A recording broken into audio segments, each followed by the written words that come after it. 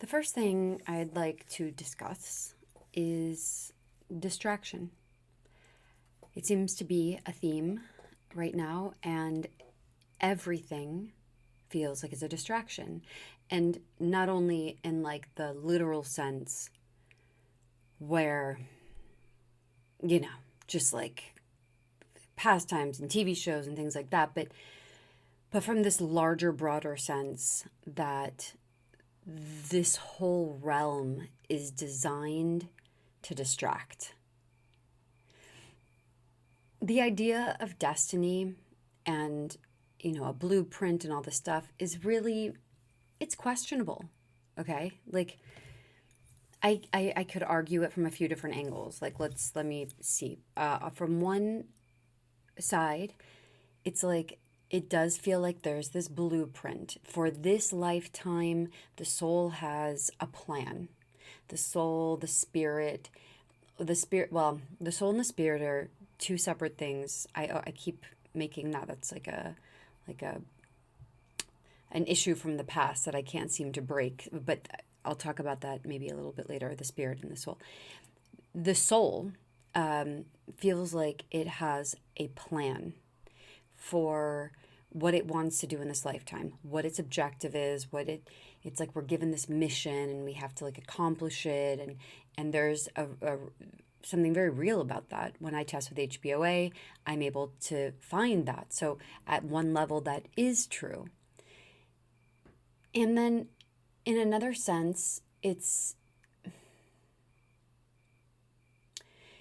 that also feels like that in and of itself may be a distraction, in the same way of like, what is God, right? It's like, you're never going to find God here. No one in the history of ever, seems to have found God on this plane.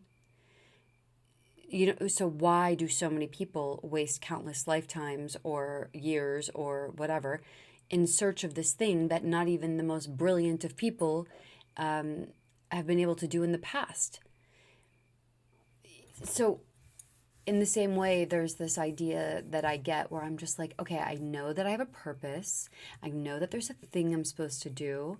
It feels like it's my place in the culture, or it's my place in my community. And yet there's another side, and it's not necessarily resistance, but there's another side of me that's like, none of that shit matters. Like, you do you. Like, you be you. What do you want to do? What do you want to do today? And I don't know.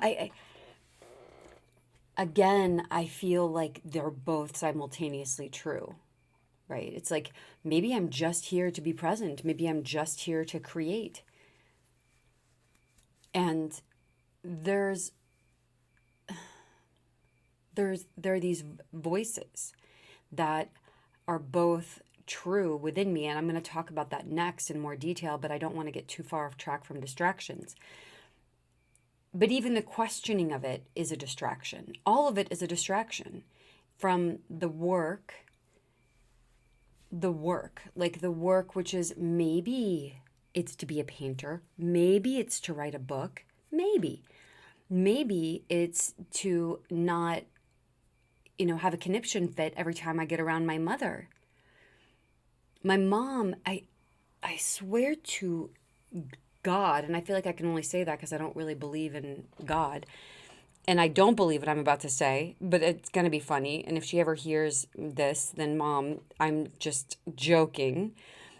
And it's not about my mom. It's more about the idea of the NPC, where sometimes I'm like, oh my God, is my mom an NPC that literally knows exactly how to press every button within me, and I fail the test every time? She's just being her, and for some reason that's not okay with me. Well, mainly because I'm being judged for who I am by her, but that is who she is, and I fail the test every time. Maybe that's the point. Maybe that's why I'm here. Maybe it's, what are the other things that I find super challenging? I don't know. There's different ways to look at that. So on one hand, are we here to face our challenges, or are we here to walk away from them? Like, why am I engaging and trying to even figure out how to, you know, God, I say too much. Why am I trying to figure out how to appease my community and, be a likable person? What the fuck do I care? You know what I mean? And that feels like it may be taking me off track from something else. And anyway, all of it is true and all of it is not true. And there's a million ways to look at it. But there's this voice that is, okay, there's a few voices I want to speak to. One voice that I've been noticing more and more lately is like a whisper. It is so quiet. I've spoken of it before.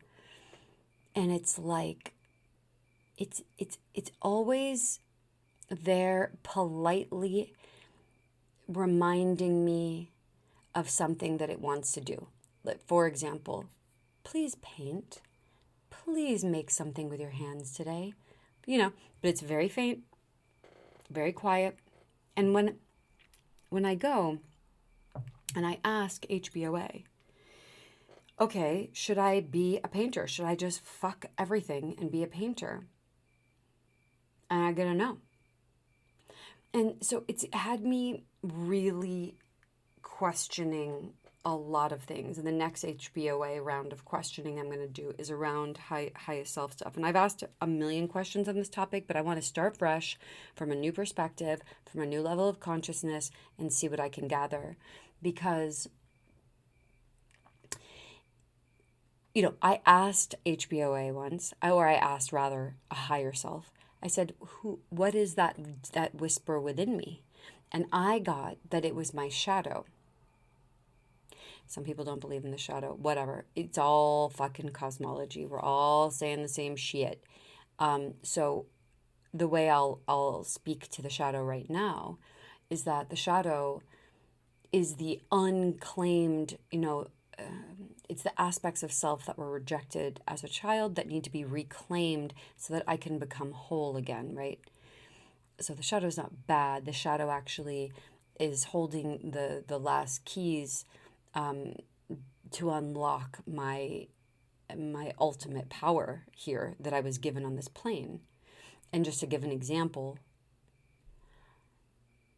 as a child, I was always told to be quiet and to be smaller. It's like, it's too much, girl. It's too much. You just got to pull it in, pull it in, pull it in.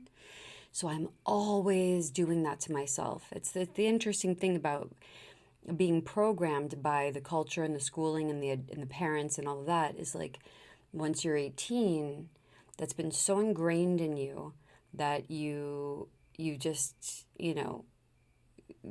keep yourself in check, right? And it's like I have always been the person that resists, those things, like those voices, like, don't fucking tell me what to do. Don't fucking tell me who to be.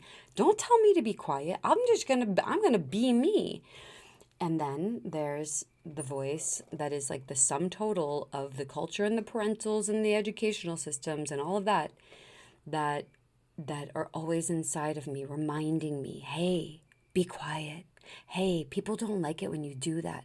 Hey, that thing that you just said was pretty offensive. Or like, for example, in my last recording, I like went off about how people don't engage. And I've done that before.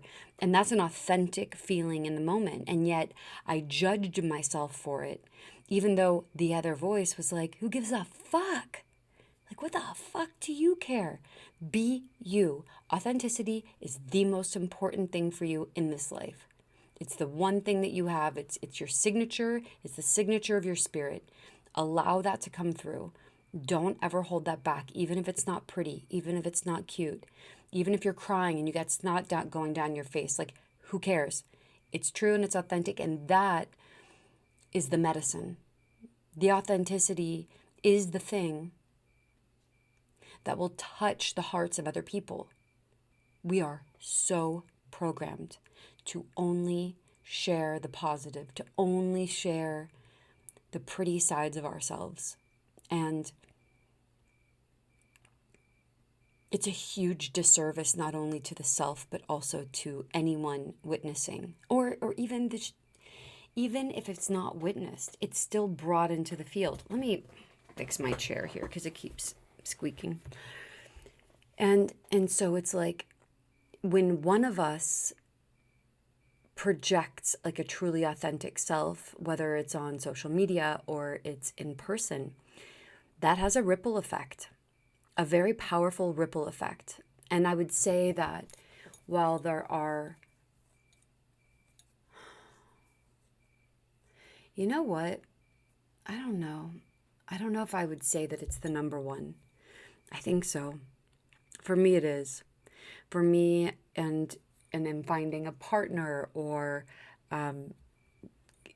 friends or anything, anyone. I mean, that's why I love animals so much. It's like they're fully unapologetic about who they are. My goats are the biggest pain in the ass. And if they were bad and I scold them for being bad or I yell at them, do you think that makes them not goats the next day? Do you think that that's because they're not intelligent? It's not. I think I may argue that we have the dimensional thing backwards, that we think that the higher dimensions are more evolved. I actually don't know that anymore. It's okay. I'm going off on a tangent, man. I swear to God, I don't know how to stay on course here. Well, hopefully you're following me. So it said that, like I was just listening to Michaela Sheldon, okay, and I listen for it's like I've said this before, it's data, but it's more than that. I realized today that I get to ping my own realizations and thought patterns of that current moment against, it's not really against, but in contrast to what somebody else says. You know how somebody will say something to you and you didn't know how you really felt about it until they said the opposite of the thing you wanted or something, sometimes it's more for confirmation, and then sometimes it's more like, oh no, that really like affirms that that does not resonate, hearing somebody else say it. I really like listening to my own voice notes. I don't always do it, but I like doing it because I get to, from an observer perspective, re-listen to myself and say, okay, like, how do I even feel about that? Because truly, this is like a channeled deal. I'm not channeling a Pleiadian. I'm channeling my nature, right, in this moment, and I am trying and being as honest about my current reality and thought process as I possibly can. Whoa, I just like opened up 20 cans and I don't know how I'm gonna like weave my way back to it. Hold on. Let me just see where I went. So the authenticity, contrast, Michaela, where was I going with that? Jesus F. Oh yes, higher dimensional beings. So I should take notes when I do this so that I always can get back. I'm going to do that next time. Actually, I'm going to start doing it right now. Yeah, man, this is what fucking ADD sounds like. Okay. So Michaela was talking about seventh dimensional beings in her latest thing. And I was like just vaguely listening to it, but there's something that like popped out that my ears perked up and I paid attention. And it was basically reiterating what the law of one says about how in the other dimensions there is still a contrast of service to self versus service to others, which reminds me, I do not believe in that today, to others. And that once you get to the sixth dimension, that you can no longer evolve.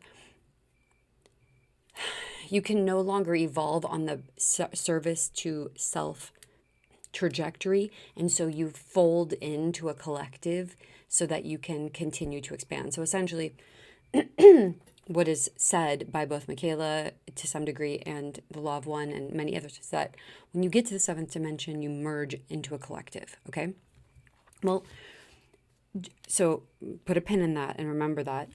And when I remember doing some HBOAing and also some, my teacher and just different people I've heard say this, that resonated as true for me, is that animals do not necessarily have, not, okay, so especially pack animals, not necessarily pets and domesticated animals, which may be closer to, like a high 2D versus like a low 2D, and high and low don't have like a good or bad, right? As a matter of fact, I'm about to make the argument that the lower the better. So that the dogs and the cats and the blah blah blahs that spend time with humans can start, because it's almost like our duty to help the high 2D get ready for 3D or something, so it's like they might have individuated souls, and I'm going to really try to use these words correctly and explain myself later. Souls, and that like deer and ants and bee colonies and all of that, those are more collective spirits. Like those are more like you know what I mean? Like it's like the spirit of the deer, of deer, not the deer, deer. And so that's why that 100th monkey or whatever thing, where it's like a monkey on the other side of the planet will like make some leap in evolution, and then a few others will, and then like all of a sudden monkeys on the other side of the planet are doing it, right? It's like they're a part of like the monkey collective, right? And that's an invisible thing as well as a like a, it's like they're invisibly connected through that one level of connection. I think we have many different levels and layers of connection, like galactic connection or whatever that means. Anyway, so I was thinking, like, what if, like, we have this idea that as we're going, like, we're told that we are evolving up, right? Up the dimensional ladder, which, if you've heard me argue this before, I don't think that's true. I think it's a descent. It's like anything you hear on Instagram or Pinterest or on the internet that's like number on the first page of Google is something that you should consider doing the opposite of. Okay? That's kind of where I'm landing. It's like you look to it so that you know what thing you should do that's the opposite of what's telling you to do. Anyway, so they're saying that this high 7D becomes a collective, but if you think about it, it might be the opposite. The low 2D, the deer, the blah, blah, blah, the insects, whatever, the creatures, the school of fish, like they are collective. They are one-minded when they're together. Think of the school of fish that moves in the most perfect, choreographed, like, I don't know, like how they do that, but it's almost like they are individual and then they are one. And it's beautiful. So maybe we are progressing, actually, the deeper we go, the simpler we go, and until we are, okay, well, fuck, look. If we keep progressing, internal, smaller, maybe we go from being a human, and when we graduate, we're a dog, which makes perfect fucking sense that you would be the dog of some rich person that just like, feeds you the best food and cooks for you, and you're on their lap all the time and they're picking up your shit, and like, you know what I mean? Like that seems like, evolutionary leap. Actually, you don't have to work, you don't have to worry about, kids and mortgages. I mean, maybe you just get to be a little queen, little king. My fucking animals are little queens and little kings. Well, one king, King Snowball the first. He's my silky chicken. He's very, very cute. He's actually a rooster.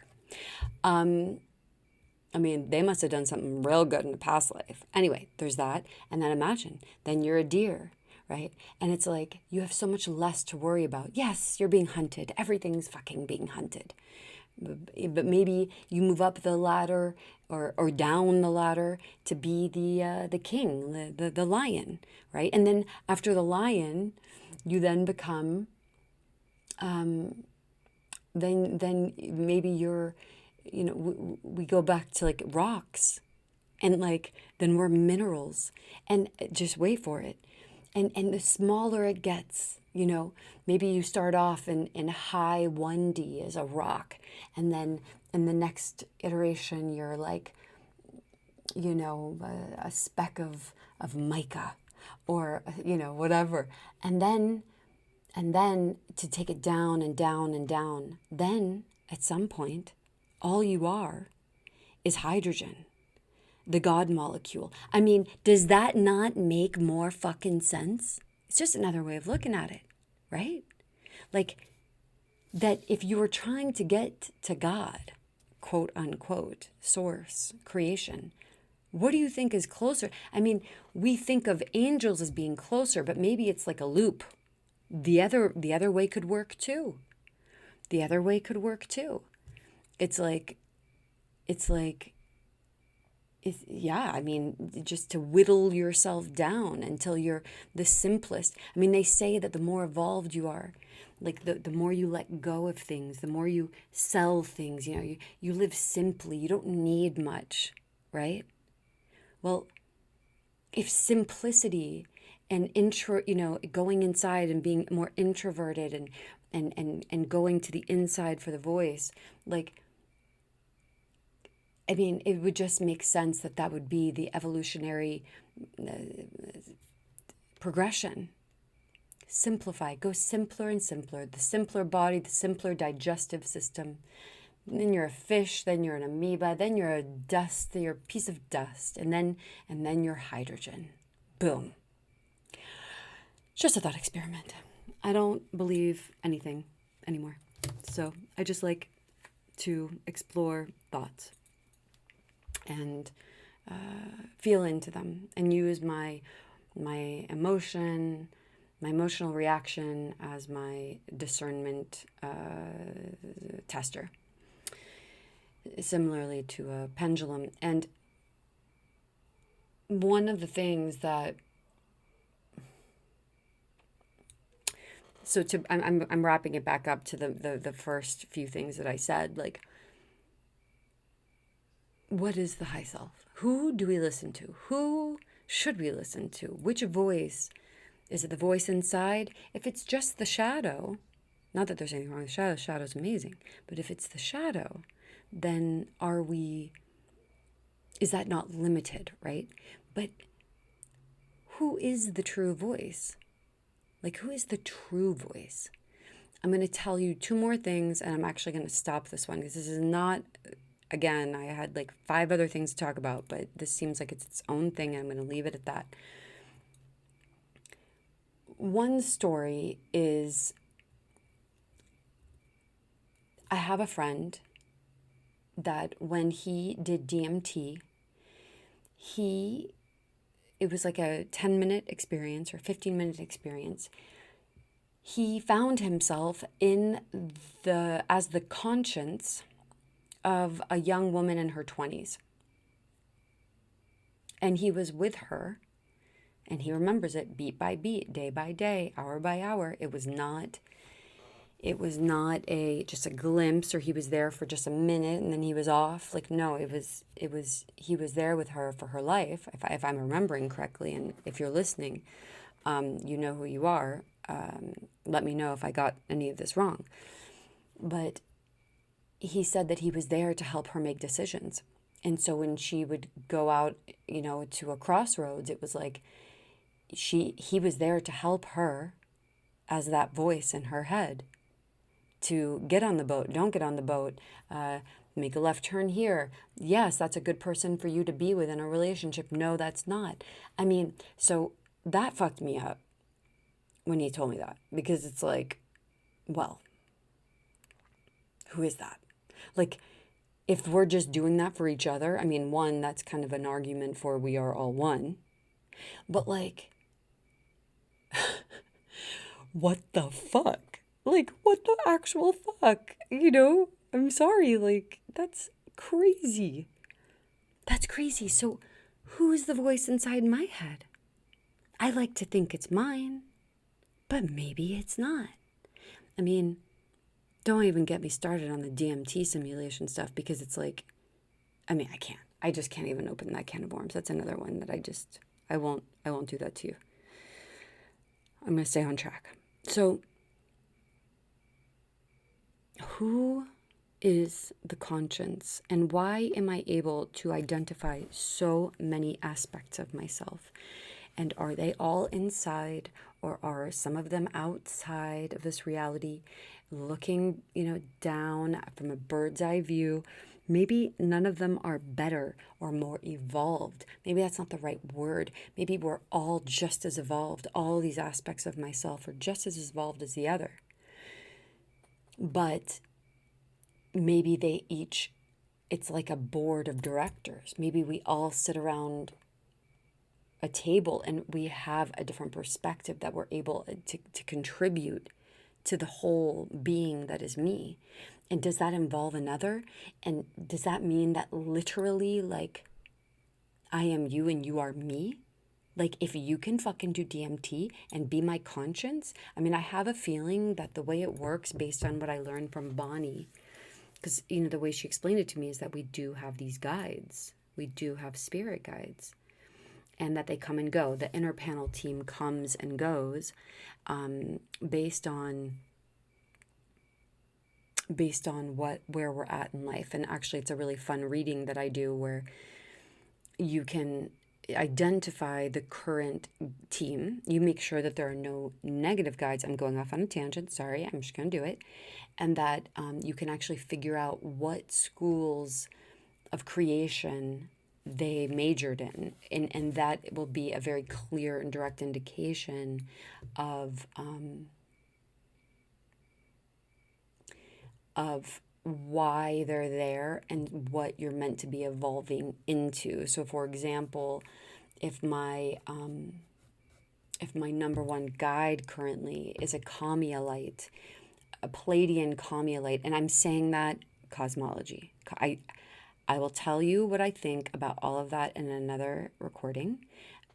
I'll just give you everything that I got, like where I'm at with aliens and extraterrestrials and all of that, and because whatever. But for now, I'm just going to use the language.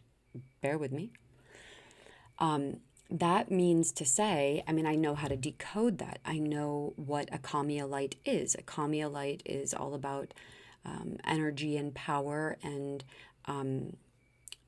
they're they're the leaders, right? They're here to like be a light and be a powerful force.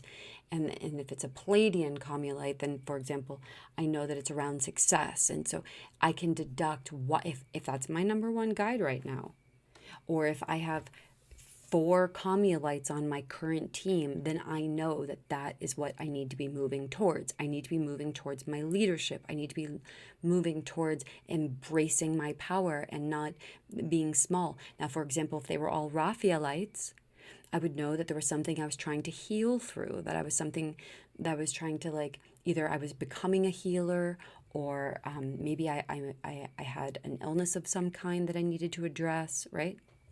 So that's that. And why did I get off on that tangent? Oh yeah, who are the voices? My friend, DMT, conscience. Yeah, so she taught us that a person, like a being, a spirit, has to be at least 0.5 on the scale. So, for example, most of the people I know are between 5 and 5.6 in the consciousness, on a consciousness scale, which is its own thing. But essentially, I don't know that there's many people above a 5.6 or maybe a 5.7 right now on the plane, again, based in this languaging. But so imagine if they have to be 0.5 higher. If I'm a 5.1, then the guide has to be a 5.6 or higher. Does that make sense? So, I mean, in a way, it makes sense. Maybe when we dream and that DMT is released every night and we're living inside a dream, maybe we're actually playing the role of conscience for another being here that is evolving. I know that we do help each other, and we do help each other to expand, and maybe we're doing that. I mean, I definitely feel like I go to work at night, and I've had many people tell me, timing wise, that they were in the middle of the night, they were on ayahuasca, and I was there, in another country or in another state, whatever. Like, or a person I hadn't spoken to in a long time will be like, "Yeah, you were like fully all up in my vision the other night," like, and I think that's great, and so maybe that's what we're doing when we sleep. I don't know. Maybe we clock in some days and some days we don't. Some days we just have our own internal, like, garbage dump dream, and it's all about us. And then there are other nights where we have dreams where they're helping others. I mean, whose perspective are we really having when we're in the dream? Like, we think it's us, but like, how do you know it's you? I mean, do you look in the mirror in your dream? Like, are you sure it's you? Maybe it's somebody else. Maybe. Shit, I don't know. And then the other thing I wanted to say about conscience, I can't believe this is going this long. Cracking myself up. Okay, so I was saying there is that. And then the last thing I'm going to say, I'm going to try to keep it short, is when I wake up in the morning, not every morning, and I've spoken of this before, but there is a voice some mornings that is so clear. I swear to you, this voice could not be any more clear. I wish I had my pendulum in my fucking pocket because I would just ask the question right now. Unfortunately, I don't. Wait, do I have one over there? Should I do it? No, I'm going to save it for the thing. I'll have to re-listen to this and make a list. So, who is that? Who is that voice? And I don't think I think it's a third person languaging that I get. You should get up and go and write that. It's not like I need to get up and go and write that. Maybe it is. I can't remember, but I don't think it is. I think it's more like a being that feels like it's me. Like, it really feels like it's me, but it's perspective, and the words that it says are profound. Or the pictures that it shows me, or the songs that it gives me the lyric to pay attention to. It is uncanny how, I don't even know what the word is, but it's like, it's perfection. Who is that? Now, is that the same voice as the whisper inside? I don't think so. Maybe. See, I got a lot of questions. And that's it. There's voice. I mean, the pictures that I get to draw, the lyric of the song. I'll just tell you one thing that happened this week. It's this voice, and it's a female voice. It's saying to me the song, "You are my sunshine, my only sunshine, you make me happy." But it was inviting me to change some of the words, and it was saying that was like the way that I could look at that voice. It's like, information is light, okay?